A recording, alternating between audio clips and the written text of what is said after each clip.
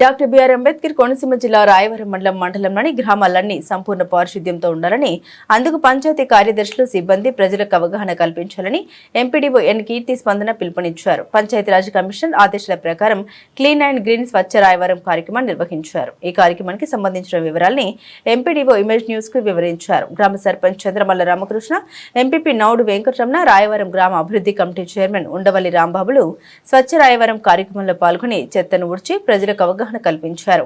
ఈ కార్యక్రమంలో deputy MPDO ఎం శ్రీనివాసరావు, వివిధ గ్రామాల పంచాయతీ కార్యదర్శులు, సచివాలయ సిబ్బంది, గ్రీన్ అంబాసిడర్స్, కూటమి సభ్యులు పాల్గొన్నారు. గ్రామ పంచాయతీ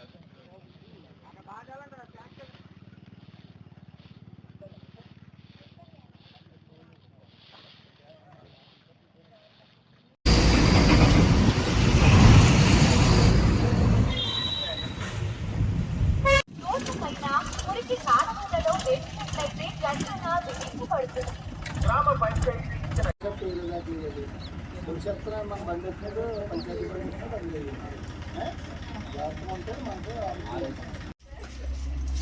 ట్రాక్టర్ దగ్గర పెట్టి బాగుంటుందేమో.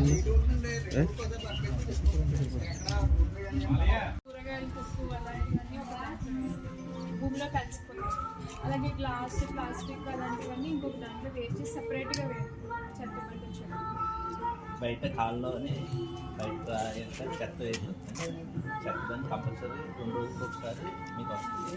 అందులోనే చెత్త కూరగాయలు పప్పు అలాంటివన్నీ భూమిలో కలిసిపోతాయి. అలాగే గ్లాస్ ప్లాస్టిక్ అలాంటివన్నీ ఇంకొక దాంట్లో వేసి సపరేట్గా చెత్త పట్టించడం. బయట కాల్లోనే బయట చెత్త వేసి చెత్త కంపల్సరీ. నమస్కారం. మన గౌరవ పంచాయతీరాజ్ కమిషనర్ గారి ఆదేశాల మేరకు ఈరోజు 21 నవంబర్ తేదీన రాష్ట్ర వ్యాప్తంగా clean and green village theme మీద సస్టైనబుల్ డెవలప్మెంట్ గోల్స్ 2030 అనుసరించుకొని మనం రాయవరం గ్రామంలో, రాయవరం మండల్లో మనం ఈరోజు clean and green village program, Swachh Rayavaram program నిర్వహించడం జరిగిందండి. సో దీంట్లోనే మనము ఇందుకోసం మనం మండలంలో ఉన్న ప్రతి గ్రీన్ అంబాసిడర్ని, అలాగే ప్రతి పంచాయతీ సెక్రటరీని అందరినీ కూడా ఒక టీమ్గా ఏర్పరిచి మన రాయవరం గ్రామాన్ని 11 బ్లాక్స్గా విభజించి ఒక్కొక్క బ్లాక్కి సెక్రటరీని ఇన్ఛార్జ్గా పెట్టి ముగ్గురేసి మనకి గ్రీన్ అంబాసిడర్స్తో మొత్తం కూడా స్వచ్ఛందంగా పారిశుద్ధ్యం నిర్వహించడం జరిగింది. సో ఈ కార్యక్రమం అయిన తర్వాత మనకి వర్క్షాప్ నిర్వహించారు ఎస్డబ్ల్యూపీసీ షెడ్ దగ్గర. ఆ తర్వాత వాళ్ళకి ట్రైనింగ్ సెషన్ ముగించి వాళ్ళకి సర్టిఫికేట్ జనరేట్ చేయడం కూడా జరిగింది.